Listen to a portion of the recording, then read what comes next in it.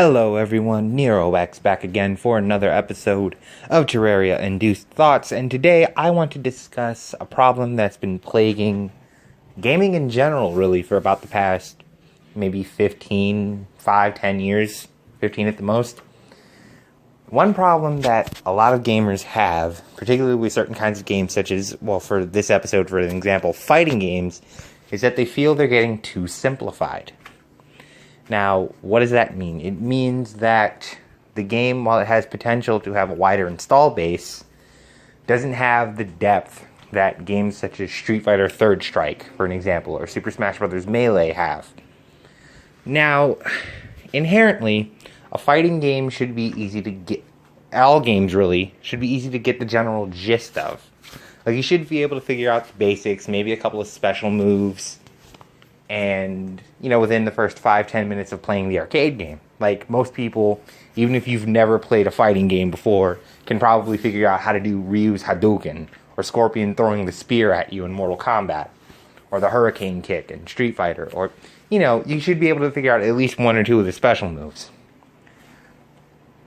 Now, obviously, as you spend more time with the game, you learn more about each character's strengths and weaknesses, how they react to different play styles, how to line attacks up, good combo strings, blah, blah, blah, blah, blah.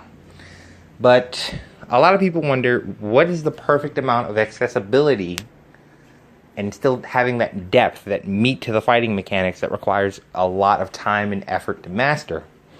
Ironically, 2D fighting games really haven't gotten this right. Well, some games rarely do, like Super Street Fighter 2 Turbo. That game is it's still played at tournaments to this day, more than 20 years after it came out. So I think that shows you just how much staying power it had.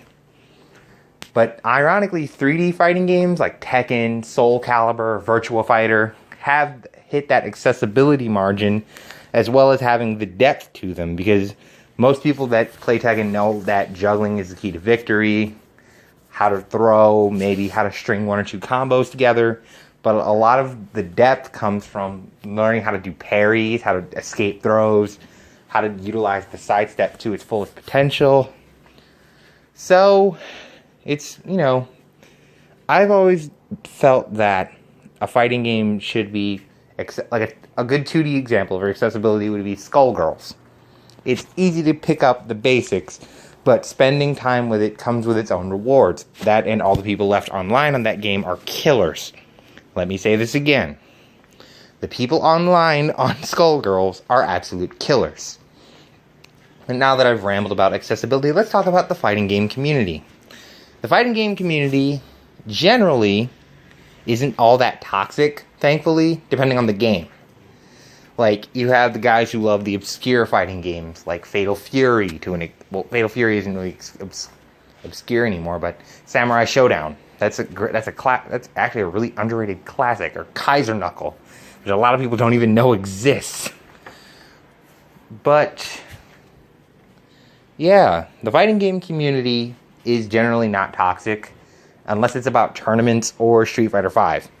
Seriously, a lot of people have problems with Street Fighter V, and some of it's on them, some of it's obviously on Capcom, just because of the way they handled doing the DLC for the thing.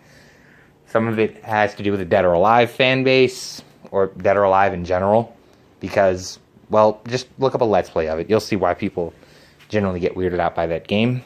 But, yeah. I'm NeroX. Those are my thoughts on the fighting game community as a whole. It's not all that toxic, but it just requires a careful hand and a careful foot to tread on. I hope you enjoyed this video. Please like, share, subscribe, and if you want more, follow my social media at Nero_Alucard on Twitter, at NeroAme_Alucard on Instagram, and I must go. My planet needs me. I'm out of here. Peace.